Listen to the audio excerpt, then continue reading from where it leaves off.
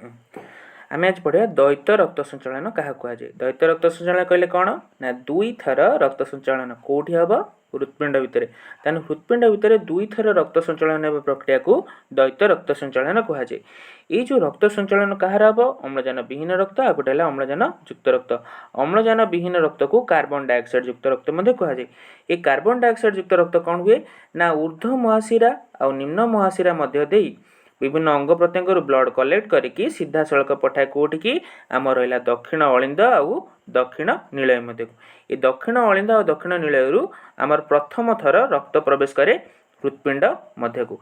यही हृत्पिंड मध्य को प्रथम थर रक्त प्रवेश कला सेठू कौन हुए ना दक्षिण नीलय आमर ये कार्बन डाइऑक्साइड युक्त रक्त फुस्फुस धमन देखिए प्रवेश करे कौटी फुस्फुस मध्य।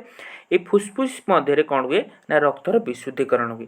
रक्तर विशुद्धिकरण ही कौन हुए ना ऑक्सीजन युक्त रक्त प्रवेश कर अम्लजान युक्त रक्त प्रवेश करे कौटी बाम अलिंद आउ बाम नीलय भितर।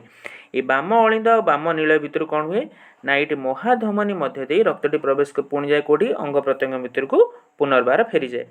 एठी कौन हुए देख मार्कर ये देख फुस्फुस भितर को थरे मात्र रक्त आसला फुस्फुस मध्य को थरे रक्त आसला किंतु देख एठी थरे आसिया भितर हृत्पिंड भितर दुई थर रक्त प्रवेश कर सारे। प्रथम हूँ कौट तले आसला आमर आसला दक्षिण अलिंद और दक्षिण नीलय भितर को। सेकेंड टाइम आसला फुस्फुस ठारू आमर बाम अलिंद आ बाम नीलय भितर ये दुई थर रक्त प्रवेश करने को फुस्फुस हृत्पिंड मध्य कहुए द्वैत रक्त संचालन।